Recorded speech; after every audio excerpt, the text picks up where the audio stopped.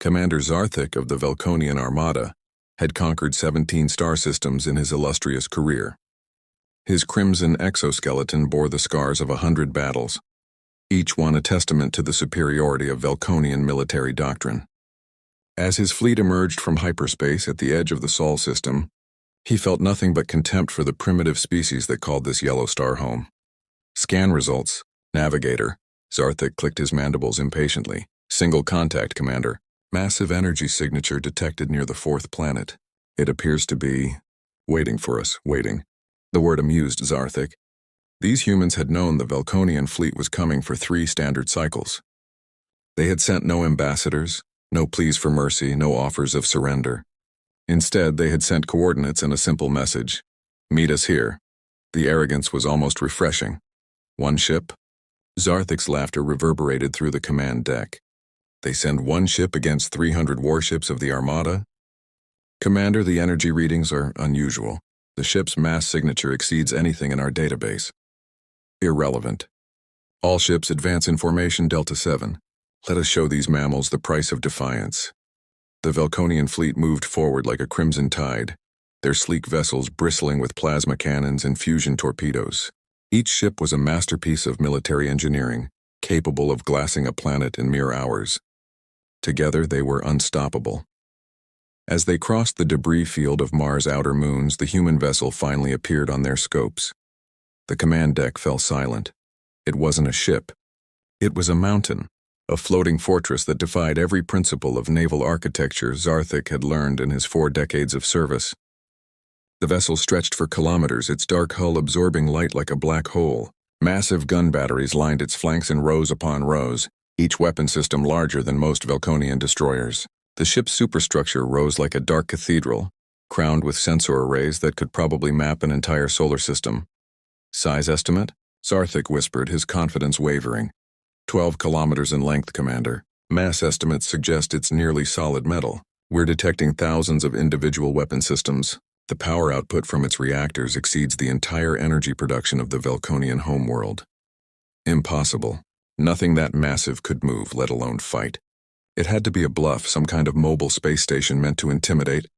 All ships maintain course. Target the abomination. Fire on my mark. The human ship moved.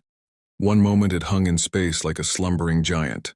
The next it executed a rotation that should have torn itself apart from the G-forces involved. Maneuvering thrusters the size of frigates flared along its hull, and the Titan-class warship aligned itself perpendicular to the Velconian formation. Then it spoke. The transmission came across all frequencies simultaneously, the voice calm and professional with an undercurrent of steel. Velconian fleet, this is UHSV Ragnarok, Titan-class warship of the United Human Defense Force. You have entered human-protected space without authorization and with hostile intent. You have 1 opportunity to withdraw. Turn back now or be destroyed. Zarthik's mandibles clacked in fury. Destroy? They dare threaten the Armada with a single bloated fire! He screamed. 300 ships opened fire simultaneously. The void lit up with plasma bolts, fusion missiles, and particle beams. Enough firepower to annihilate a fleet, to crack a planet's crust. All focused on the human vessel. The Ragnarok's shields materialized, not the shimmering barriers of conventional technology, but a solid wall of contained nuclear fury. The Velconian weapons splashed against them like waves against a cliff. For 10 full seconds the bombardment continued. When it finally ceased, the human ship hung unchanged in the void, its shields barely flickering. Impossible, Zarthik breathed. You had your chance, the human voice said simply. The Ragnarok opened fire. Hell came to the void. Thousands of railguns spoke as one, hurling tungsten slugs at relativistic speeds. Each projectile carried the kinetic energy of a tactical nuclear weapon. The leading edge of the Velconian formation simply ceased to exist. Dozens of ships vaporized in the opening salvo. Missile bays the size of city blocks yawned open, and swarms of hunter-killer drones poured out like locusts. They wove through the Velconian formation with impossible agility, their AI minds coordinating attacks with machine precision. Where they struck, ships died. Point defense laser grids created a web of light around the Ragnarok, intercepting every incoming missile with contemptuous ease.